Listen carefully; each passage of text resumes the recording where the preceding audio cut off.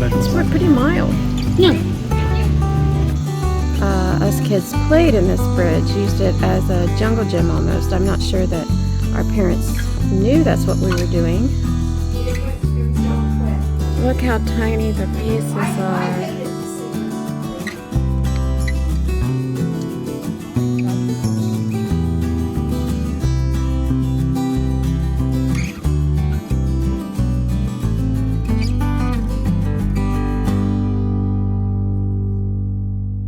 There's something about fall.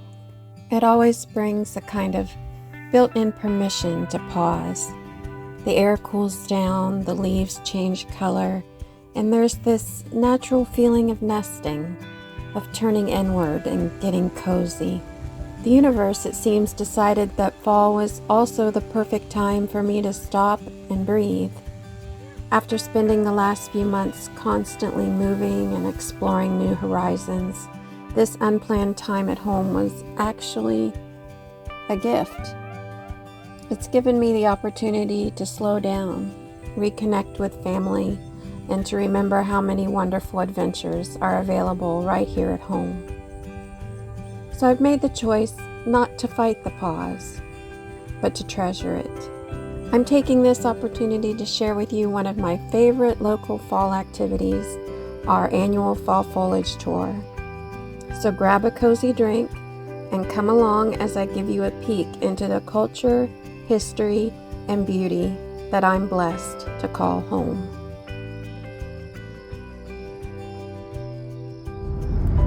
Hi everyone, I'm on the road again. Local. Mother Maybell's still in the shop, but today's a treat. I always look forward to this every year. It's our county's Fall Foliage Tour, and it takes us out a state route that actually is known nationally for the views and for the driving experience.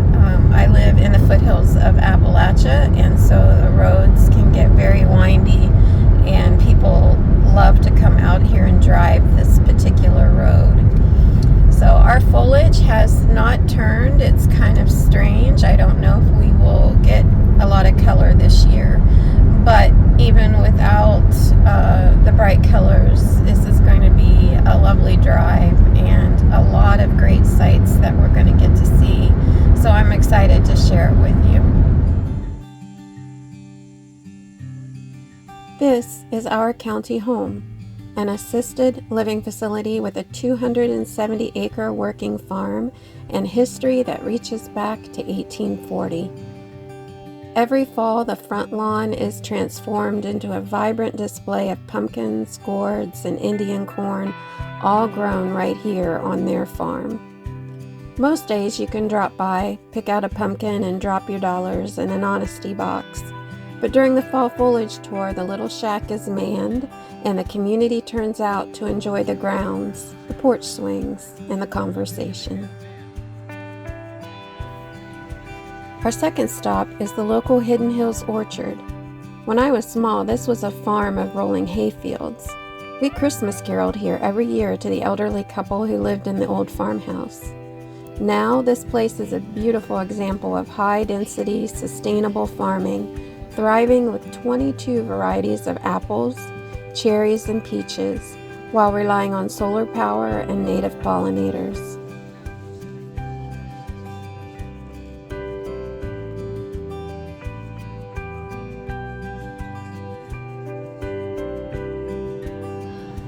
Sweet tart chart.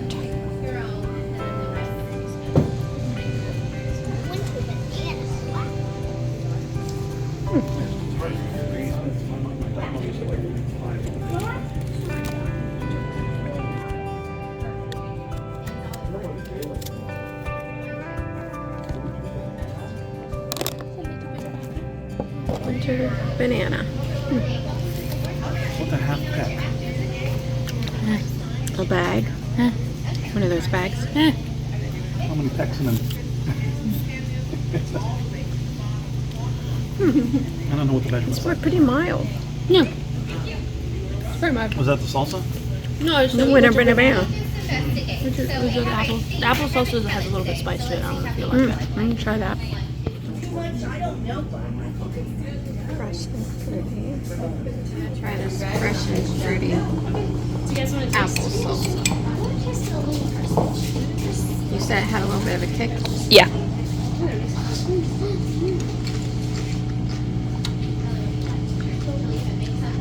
That's good.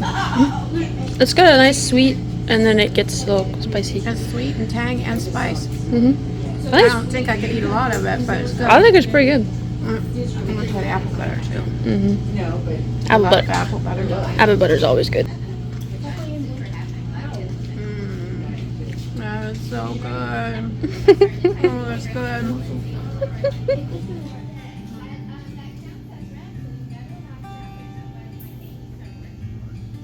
The Orchard opens their doors to the community starting in late August for their popular Pick Your Own program and focuses their marketing locally within 140 miles of the farm. While I walk through this place, I feel so honored to witness what has been accomplished here.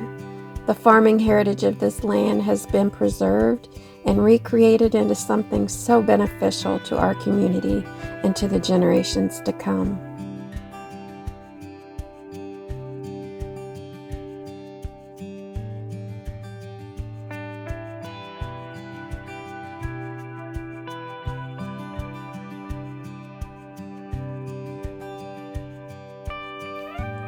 Our third stop is Hill's Covered Bridge, the first of 3 historic covered bridges that cross the Little Muskingum River in our county. So this bridge has played a really big, important part in my childhood. Very strong memories attached to this bridge. And we cross this twice a day on Sunday and once on Wednesdays to go to church. And on ladies' meeting days in the summer, us kids played in this bridge, used it as a jungle gym almost. I'm not sure that our parents knew that's what we were doing, but it was where we played. The bridge was open to car traffic at the time. It's not open now. It crosses the Little Muskingum River, and it's one of several covered bridges remaining in our county. There's a driving tour you can take to see them all. Just a beautiful, lovely, peaceful spot.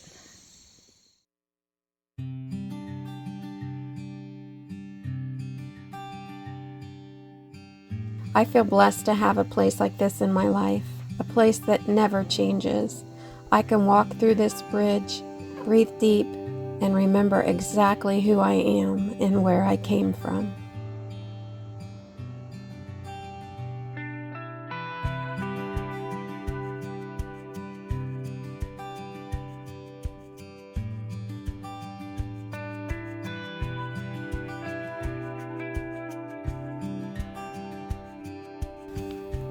The next stop on our tour is a 2-for-1 with a mail pouch barn on one side of the road and Biehl's store on the other.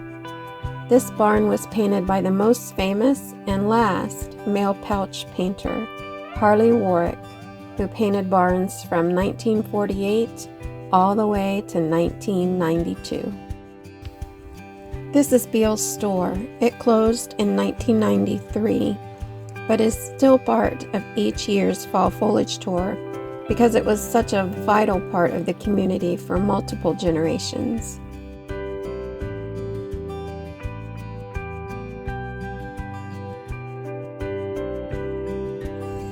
Biehl's store is another neat memory of mine as a kid. When we would go out Route 26 for different events, once in a while we would get to stop here at Biehl's store and get a soda pop.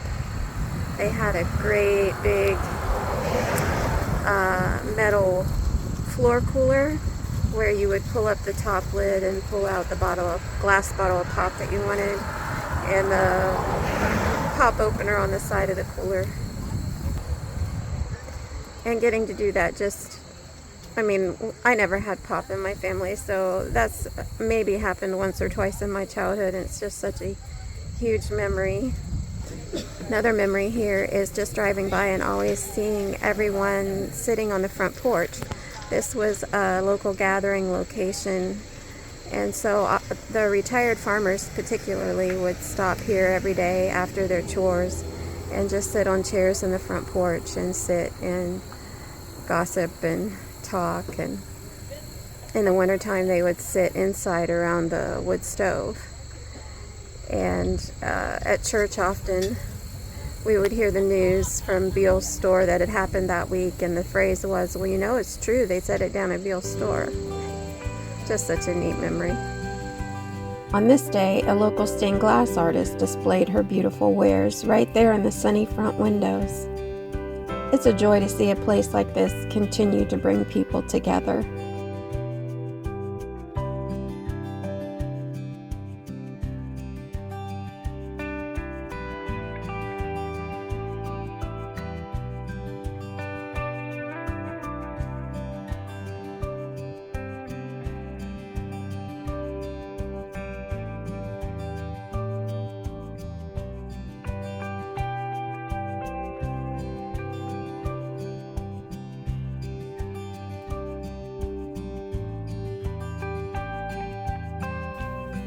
This is Hune Covered Bridge, the second bridge of our Fall Foliage Tour. What I love about this one is that the lumber and stone were sourced right from a local farm. Built in 1879, this bridge has certainly stood the test of time. This is Hune Bridge, the second covered bridge that we've stopped at on this tour. And this is right beside Wayne National Forest tent campground. Not that long ago, 20 years maybe at most, probably less, this bridge was open to vehicle traffic. We had an event here at the campground with canoes and tent camping. And I remember all of us crossing the bridge in our vehicles to get to the campground. So anyway, the bridge has been closed now since then to protect it. And it's one of the many bridges, beautiful bridges, that crosses the Little Muskingum River here in Washington County. As I look at the huge stones and the piers and the massive timbers in this structure, I'm struck by the incredible effort that went into building these bridges. These structures made it possible for isolated communities to stay connected. What a beautiful thing to think on. That the connections I have in my life are worth every bit of the effort I can put into them. This colorful flock of chickens was our welcoming committee as we visited our next stop, the Quilt Show. All of the quilts you see on display here were handmade in the local community, and several are antiques. This is an incredible example of an antique autograph quilt, where every block preserves a signature and a memory from 150 years ago. I also love this hand-embroidered quilt, the state birds for all 50 states. It was fun being reminded of states I had just recently traveled to in my cross-country journeys.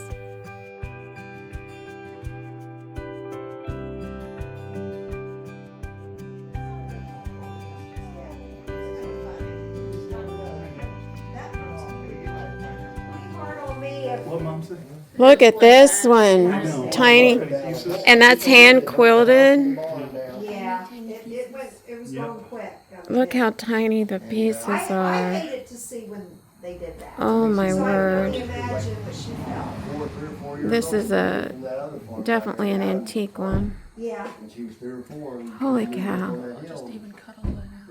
And the stitching. Pick the fabrics that match together and don't or do. Or See, not. I don't remember the Adams farm. I know where you're talking where it Wow. was. Yeah, but I don't remember it as much just because by the time that, you know. It was dear life. I was like in 1950. That is amazing. When it was Adams. But I remember when them groups were. This is a vintage one too. Enjoyed life, you know. Yeah. Hand stitched. Yeah. She made sure we But, got you down know, on the hill to get I was telling you Oh, that. so beautiful. Grandmother. You don't see hand stitching as much anymore. It's so perfect. Oh, somebody's still working on it. Oh, okay. You? Your stitching is perfect. Yeah. Now see, my mom, I where Biehl lived in that house there, my mom. is it?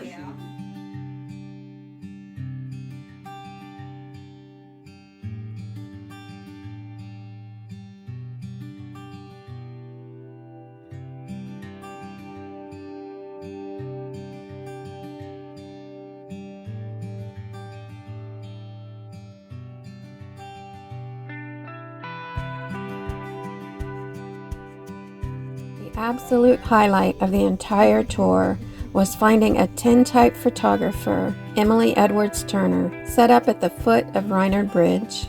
Emily uses an iron plate treated with collodion and first treats it with silver nitrate in her dark room built right into the back of her car.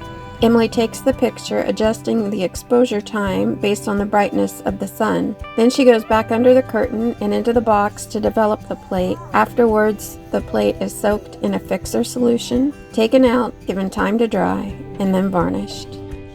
There's a guy in Kansas that actually restores old cameras.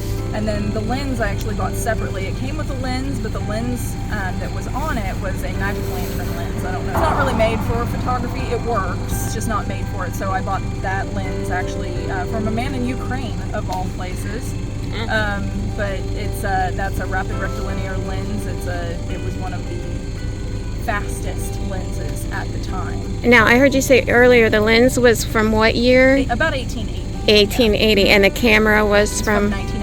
1909. I really, really love living history and the people who invest the time to learn forgotten skills. So running into Emily Edwards Turner of Wildwood Tin Types was an unforgettable experience.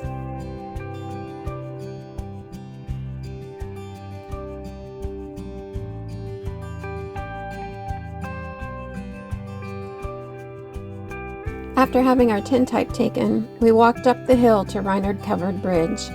This bridge has quite the backstory. It's been washed off its piers 3 times, the most recent in 2004. As I walk through this bridge, I'm so grateful for the strength of this community that insisted on putting it back together every single time. Their commitment over multiple generations show that preserving our history and roots are worth the effort. It's together that we weather the storms and stand strong.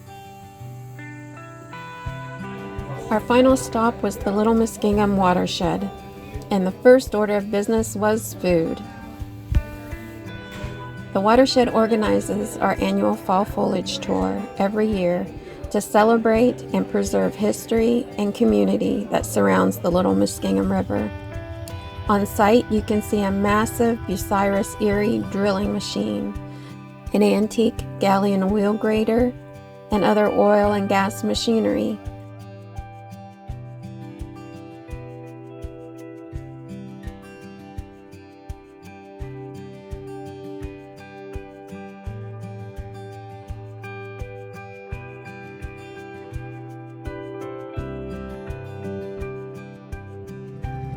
And while we were there, the tractor pull was underway, which was surrounded by many small antique tractors on display.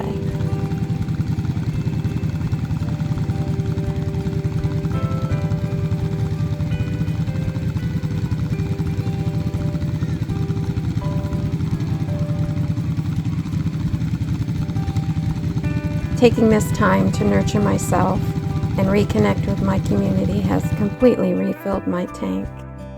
I hope this tour inspired you to look for the intentional moments and hidden history right in your own backyard. I want to leave you with this thought. You are stronger, gentler, more resilient, and more beautiful than you can imagine. Never forget the strength in your own roots. If you like exploring resilience, intentional living, and creating your own nurturing life, subscribe so you won't miss a video.